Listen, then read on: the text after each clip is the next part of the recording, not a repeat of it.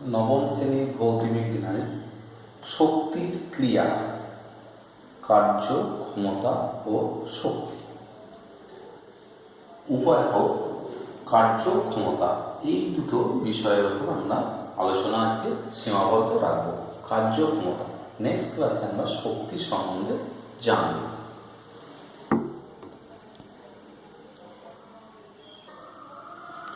এখন আমরা কার্য সম্বন্ধে আমরা জানব। ধরো না, একটা ভূপৃষ্ঠের উপর একটা বস্তু আছে, কোনো তলে একটা বস্তু আছে, বস্তুটার উপর এফ বল ক্রিয়া করবে। কত বল? এফ বল। এফ বল ক্রিয়া করায় বস্তুটা ধরে নাও এখান থেকে এই অবস্থান পরিবর্তন করবে। খেয়াল করে দেখো,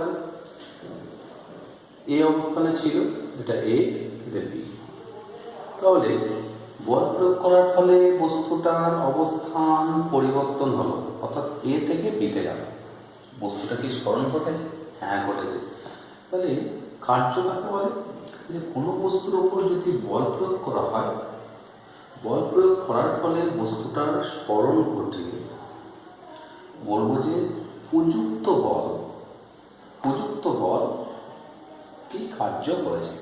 স্মরণটা প্রযুক্ত বল কার্য করেছে। স্মরণটা কোন দিকে হবে? দুটো শব্দ।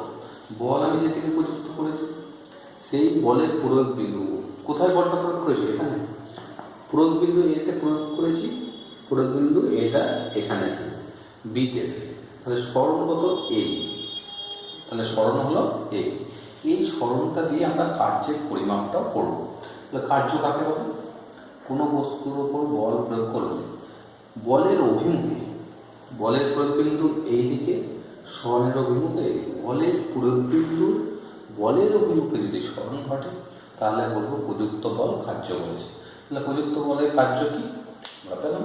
কোনো বস্তুর ওপর বল প্রয়োগ করলে বলের প্রয়োগ বিন্দু যদি স্মরণ বলের অভিমুখে হয়, তাহলে প্রযুক্ত বল কার্য করেছে বলা হয়।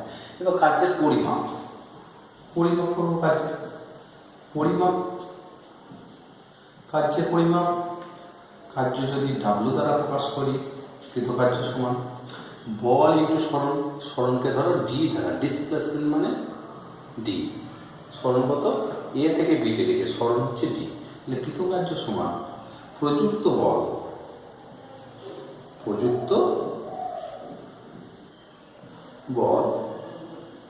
ইন্টু প্রযুক্ত বলের স্মরণ।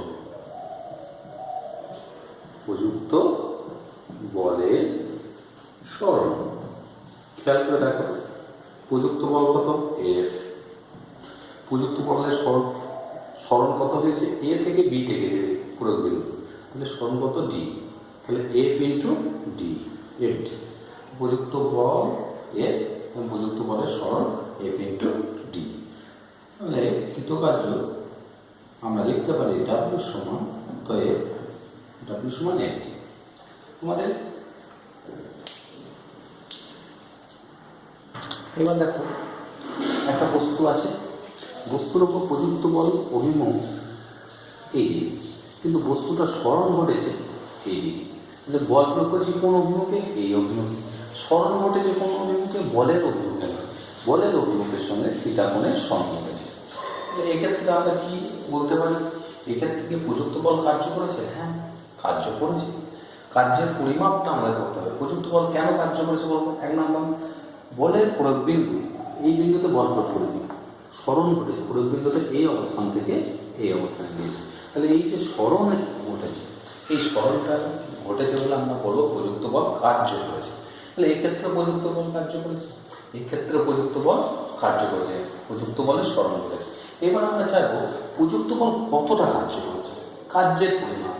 এর ক্ষেত্রে কি হবে? কার্যের পরিমাপ প্রযুক্ত বল এফ, কিন্তু স্মরণ ঘটেছে প্রযুক্ত বলের সঙ্গে থিটা কোণের স্মরণ ঘটেছে। এক্ষেত্রে আমরা ডাইরেক্ট বল ইন্টু স্মরণ অর্থাৎ এফ ইন্টু ডি করতে পারি না। কেন পারি না? ক্লাস 10 একটা আছে ত্রিকোণমিতি বিষয় আনবো, মনে রাখতে, যে কোনো বলকে আমরা উপাংশে ভাঙতে পারি।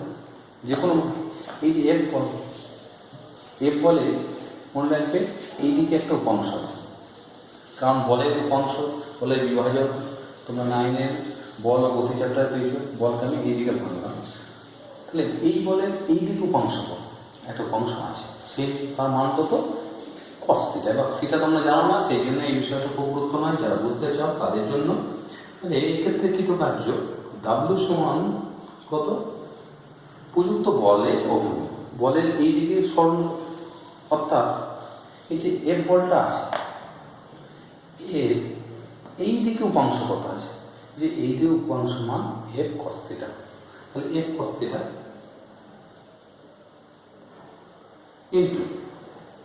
ইন্টু কি সরণ, তো সরণ কত আছে ডি, তাহলে F cos theta into D. আমরা দেখবে প্রযুক্ত বলের এই দিকে সরণের অভিমুখে, প্রযুক্ত বল সরণের অভিমুখে কতটা বল প্রযুক্ত হয়েছে, এফ কস থিটা। তাহলে আমরা বলতে পারি এই যে সরণ ডি দেখলাম, এই দিকে এফ এর একটা উপাংশ আছে, তার মান কত এফ কস থিটা।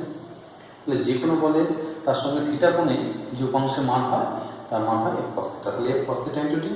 এটাকে আমরা একটা ভেক্টর গুণ করি, সেই গুণ আমাদের প্রয়োজন নাই, F dot D, F dot D. এক্ষেত্রে আমরা দেখব তাহলে ডাব্লিউ সমান F cos theta into D, অর্থাৎ এফ ডট ডি।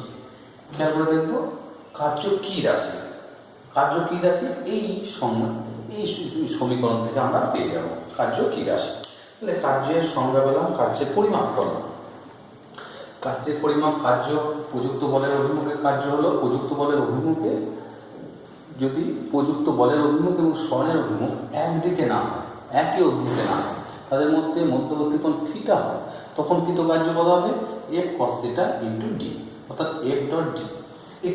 এইখান থেকে আমরা কার্য কি রাশি সেইগুলো আমরা দেখব। খেয়াল করে দেখো ডাব্লিউ সমান কৃতকার্য সমান F dot D, F dot D পেয়েছি। তাহলে এখান থেকে আমরা কি বলতে পারি, কৃতকার্য কি রাশি। প্রথমত বল একটা ভেক্টর রাশি, এটা একটা ভেক্টর কোয়ান্টিটি, ভেক্টর, এটাও কি ভেক্টর।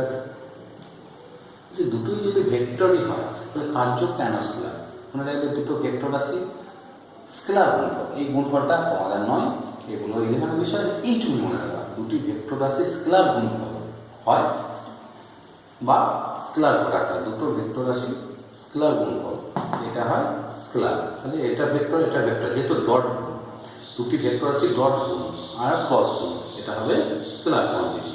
তাহলে কার্য কি স্কেলার কোয়ান্টিটি, স্কেলার রাশি।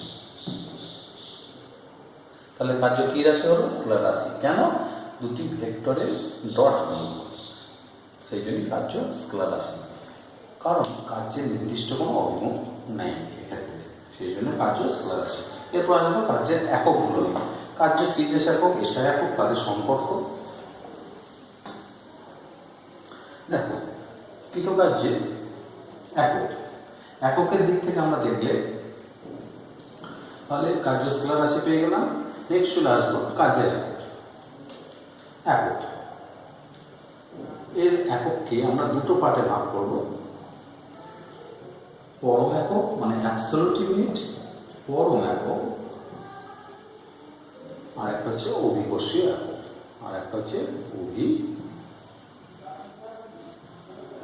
মানে একক। কার্যের একক কি, পরম একক একটা, অভিকর্ষীয় একক, দু প্রকার একক। পরম একক, কার্যের পরম একক, অবশ্যই এটা কার্যের একক। কার্যের পরম একক দুটো কি কি, একটা হচ্ছে ডাইন, আর এটা হচ্ছে জুল। কার্যের পরম একক আর্ক এবং জুল, এটা গ্রাম সেমি, অভিকর্ষ পরম একক দুটো গ্রাম সেমি আর কিলোগ্রাম সেমি।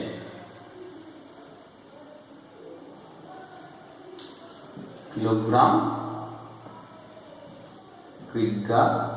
কিগ্রা, মিটার।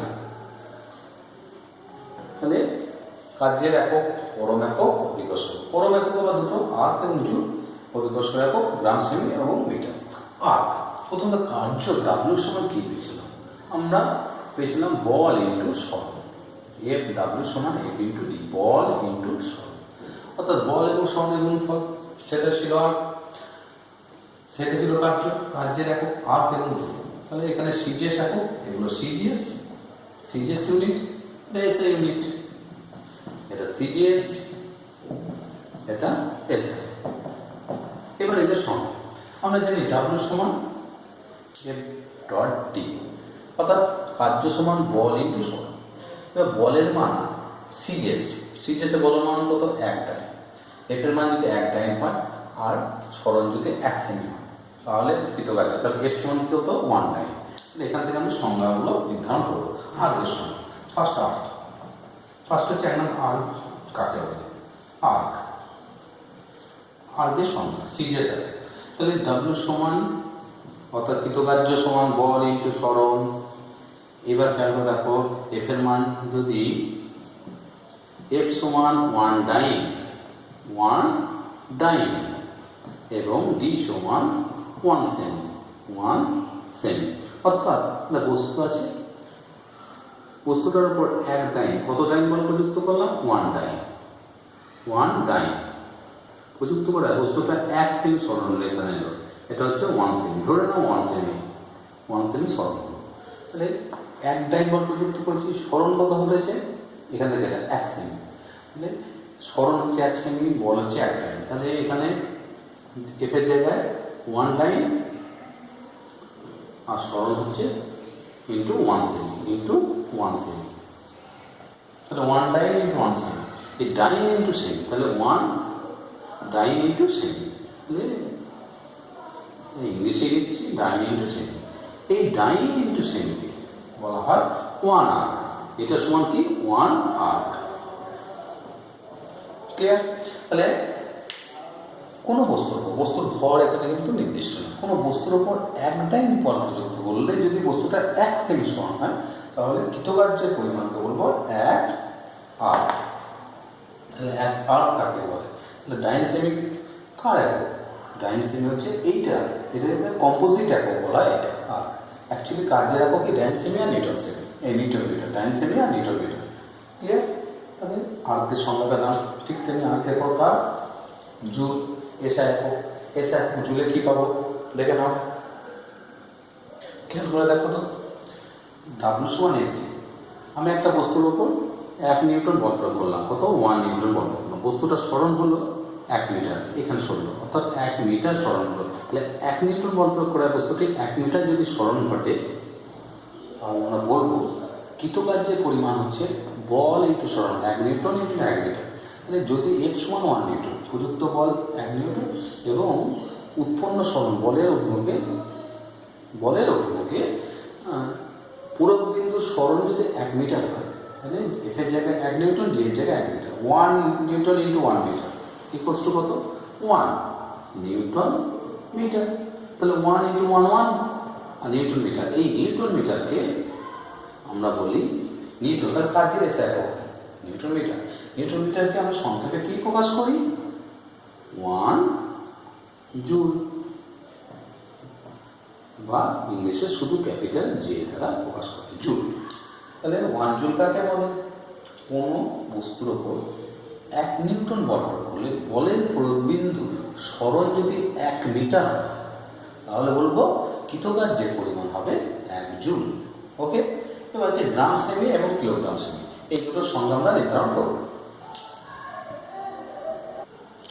এবার দেখো গ্রাম সেমির সংজ্ঞা নির্ধারণ করবো। গ্রাম সেমি হচ্ছে 1 গ্রাম ভরে একটা বস্তু আছে, ধরুন এখানে 1 গ্রাম ভরে বস্তু, 1 গ্রাম ভরে একটা বস্তু আছে, বস্তুটা অভিকর্ষ বল কোন দিকে? এদিকে। বস্তুটাকে আমি এখান থেকে ধরে নাও 1 সেমি উপরে তুললাম, কত সেমি? 1 সেমি। তাহলে একটা বস্তু 1 গ্রাম ভরে কোনো বস্তুকে 1 অভিকর্ষ, কোন বলের বিরুদ্ধে? কোন বলের? এদিকে অভিকর্ষ বল, সেই বলের বিরুদ্ধে 1 সেন্টিমিটার সরণ ঘটালে কৃতকার্যের পরিমাণকে 1 গ্রাম সেমি কৃতকার্য বলব। তাহলে 1 গ্রাম ভরের বস্তুকে অভিকর্ষ বলের বিরুদ্ধে 1 সেন্টিমিটার দূরত্বে যে কৃতকার্য হয় তাকে 1 গ্রাম সেমি বলে। ঠিক একইভাবে 1 kilogram metre, 1 kilogram metre, 1 kilogram metre এর সংজ্ঞা নির্ধারণ করব। 1 কিলোগ্রাম মিটার কাকে বলে? এটা ধরো 1 কেজি নামবে ভূপৃষ্ঠ, এটা ভূপৃষ্ঠ, তার উপর 1 কেজি ভরে বস্তু আছে, কত কেজি ভরে? 1 কেজি ভরে।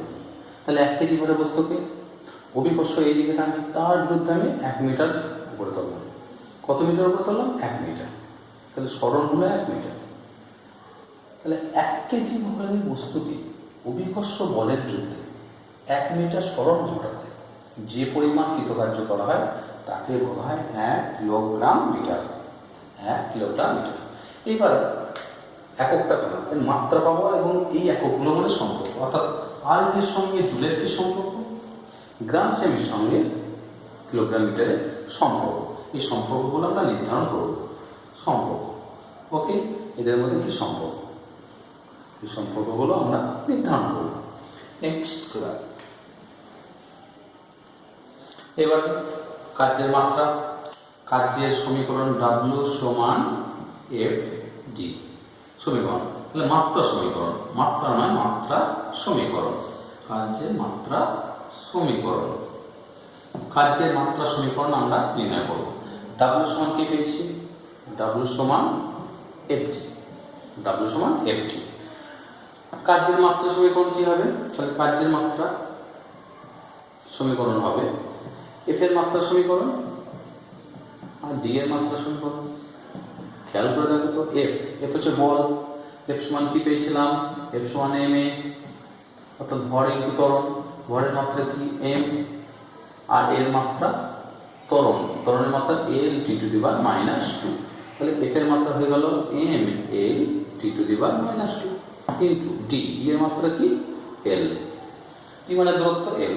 তাহলে এখান থেকে পেয়ে গেলাম ml স্কয়ার, m এর পাওয়ার 1, এর power 1, 1 1 2 ml square t to the power -2 মাত্রা আমরা পেয়ে গেলাম। এরপরে আসবো বিভিন্ন সম্পর্কগুলো। তাহলে কৃতকার্যের মাত্রা কি?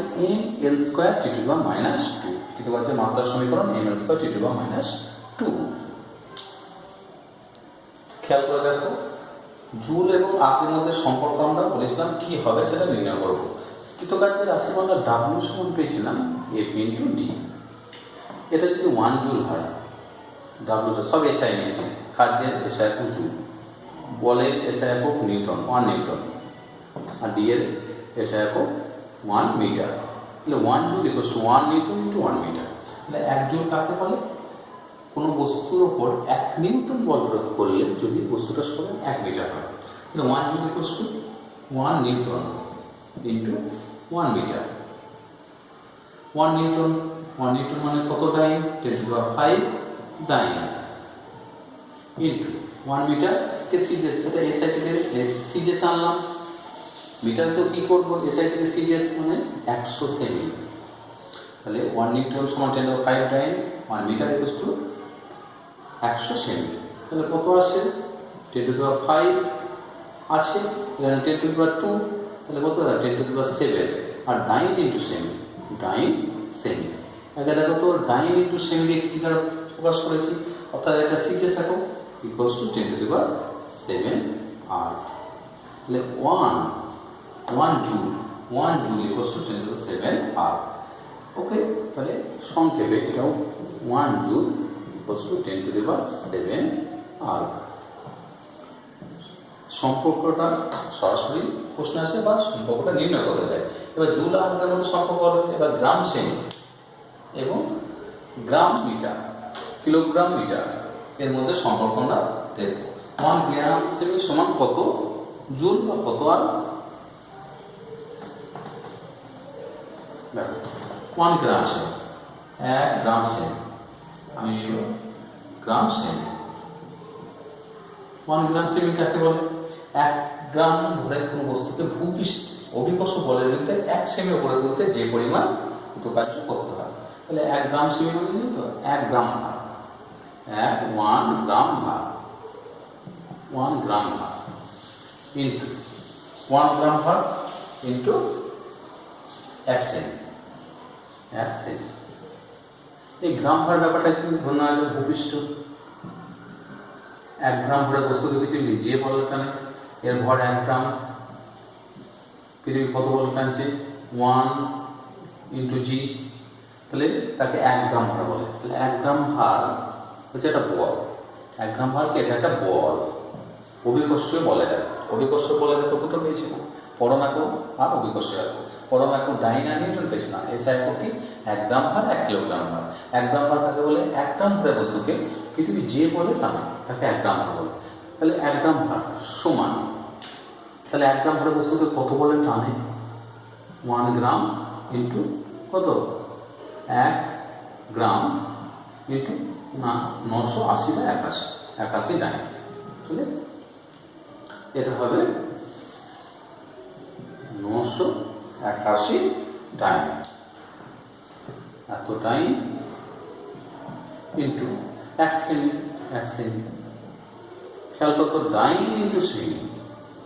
ডাইন ইন্টু সেমি কি হয়? ডাইন ইন্টু সেমি, তাহলে 981 হলো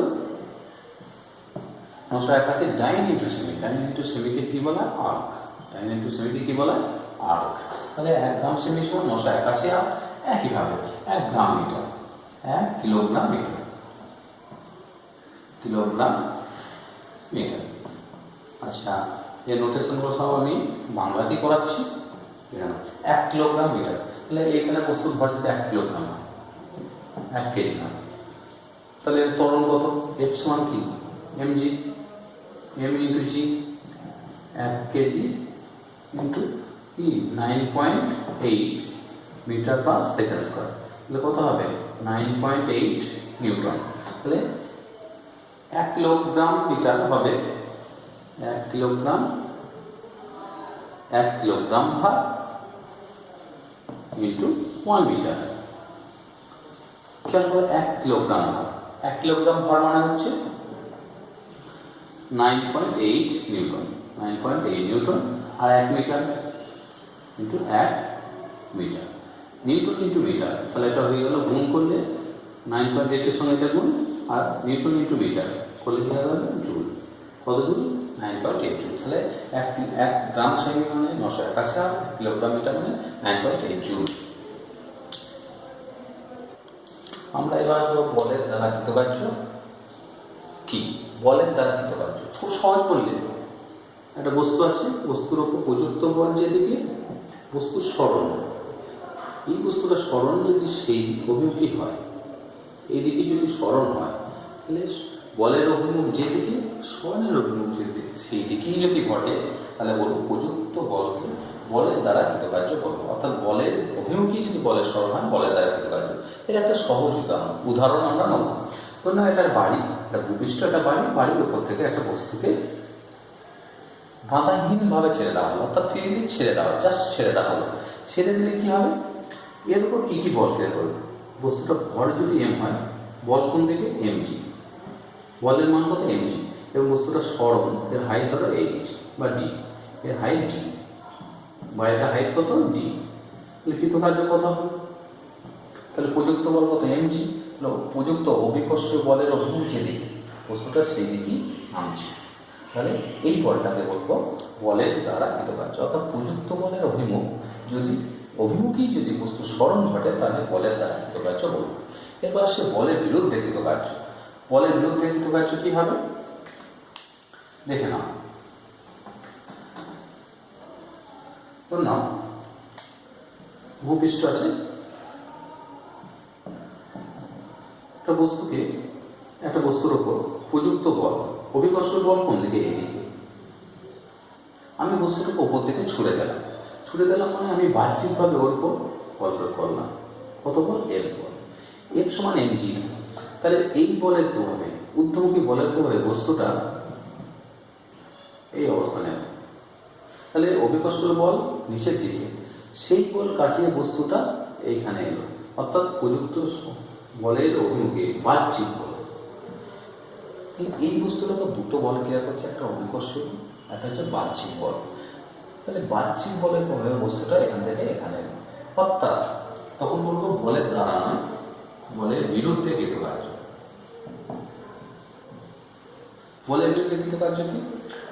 প্রযুক্ত বল যেদিকে সরণ যদি তার বিপরীত দিকে, প্রযুক্ত বল এই দিকে, সরণ কোন দিকে? এই দিকে, তাহলে সেই কৃতকার্যকে আমরা বলবো বলের বিরুদ্ধে কৃতকার্য। তাহলে কোনো বস্তুকে উপর থেকে ছুড়লে অভিকর্ষ বল নিচের দিকে ক্রিয়া করে এবং সরণ হয় ওপরের দিকে। খেয়াল করে দেখো, এক্ষেত্রে কৃতকার্যটা ঋণাত্মক কৃতকার্য। কার? কৃতকার্য দুরকম হয়, অভিকর্ষ বল দ্বারা কৃতকার্য। অভিকর্ষ বল নিচের দিকে আর সরণ কোন দিকে, বিপরীত দিকে। তাহলে এটা বলের বিরুদ্ধে কৃতকার্য। এক্ষেত্রে অভিকর্ষ বল দ্বারা কৃতকার্য কি ঋণাত্মক। কিন্তু খেয়াল করে দেখো বস্তুটার বাহ্যিক বল কোন দিকে, ওপর দিকে। তাহলে বাহ্যিক বল ওপর দিকে, সরণ ওপর দিকে, তাহলে কৃতকার্য কি ধনাত্মক।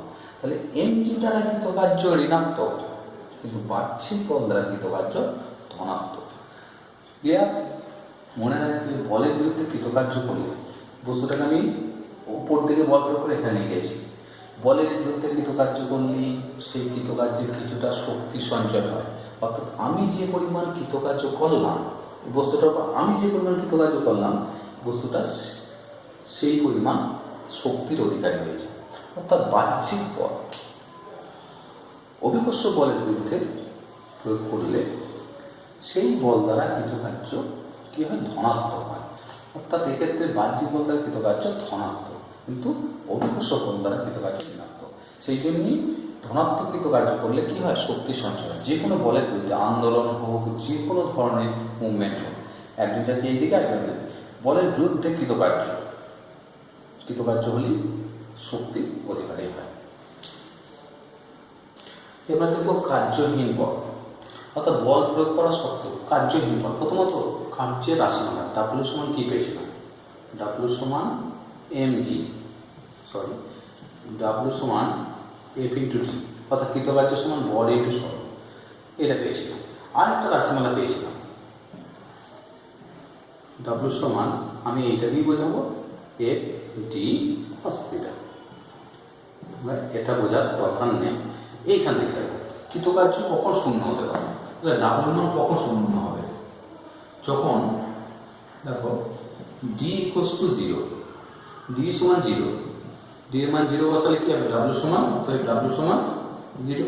অর্থাৎ একটা বস্তু আছে, বস্তুর উপর ভর প্রয়োগ করছি কিন্তু বস্তুটা স্মরণ ঘটাতে পারলাম না, তাহলে কৃতকার্য কত, 0। একটা দেয়াল, একটা পাহাড়, একটা বাড়িতে আমি বল প্রয়োগ করছি, বাড়ি বা পাহাড় বা দেয়ালে স্মরণ করবে না, তাহলে ডি যেহেতু 0, কৃতকার্য 0, তখন সেই বলটাকে বলবো কার্যহীন বল। অর্থাৎ যে বল কোনো বস্তুর উপর প্রয়োগ করে, এটা বস্তু ধরো যে বল কোনো বস্তুর উপর প্রয়োগ করে বস্তুর স্মরণ ঘটাতে পারে না, তাহলে সেই বলটাকে কার্যহীন বল বলবো, যখন ডাব্লিউ সমান 0। আর একটা শর্ত আছে কার্যহীন বল কি, কোনো বস্তুর প্রযুক্ত বল এবং স্মরণ পরস্পর লম্ব দিক হয়। মনে মনে দেখো এই বস্তুটা এর বল এদিকে প্রয়োগ করলাম, আর বস্তুটা স্মরণ হয়ে গেল এইদিকে, অত বস্তুটা এখানে গেল, বুঝলো না, স্মরণ কোন দিকে, এইদিকে, তাহলে প্রযুক্ত বল এইদিকে, স্মরণ এইদিকে। তাহলে এক্ষেত্রে কৃতকার্য কি, মনে রাখবে দুটি বল, কোনো বস্তুর উপর বল এবং স্মরণ পরস্পর লম্ব হলে কৃতকার্য শূন্য হয়। এটা এবার বাস্তবিক উদাহরণ কি, বাস্তবিক উদাহরণ সেটা আমরা দেখে নেব। কি, সূর্য, সান, সূর্যের চারদিকে পৃথিবীর আবদ্ধ বলছি। এক্ষেত্রে কি বলকে করে, মহাকর্ষ বল। সূর্য কি পৃথিবীকে নিজের কেন্দ্রের দিকে টানে, তাহলে সূর্য পৃথিবীতে টানছে, তাহলে কৃতকার্য এই বল হচ্ছে এইদিকে, এফ হচ্ছে এইদিকে। স্মরণ কোন দিকে ঘটে, কোন মনে রাখবে বস্তুকণা বৃত্তপথে যদি গতিশীল থাকে তার স্মরণের অভিমুখ বা বেগের অভিমুখ কোন দিকে হয়, বেগের অভিমুখ স্পর্শক বরাবর, এটা হচ্ছে বেগের অভিমুখ বা স্মরণের অভিমুখ। তাহলে প্রযুক্ত বল এইদিকে, স্মরণ কোন দিকে, এইদিকে, এদের মধ্যবর্তী কোণ কত, 90, মধ্যবর্তী কোণ 90 হলে cos 90, এটা এখন ক্লাস 10-এ শিখবে, cos 90 মান হয় 0, cos 90 মান কত, cos থিটা মান 90, 0, তাহলে তখন কি হয়, কৃতকার্য শূন্য হয়। অর্থাৎ এক্ষেত্রে বলতে পারে বল যদি স্মরণের সঙ্গে লম্ব হয়, বল এবং স্মরণ পরস্পর লম্ব হলে কৃতকার্য ডাব্লিউ সমান কি হয়, 0। তোমরা এইটুকুই বলবে, বল এবং স্মরণ লম্ব হলে কৃতকার্য হয় 0। ওকে।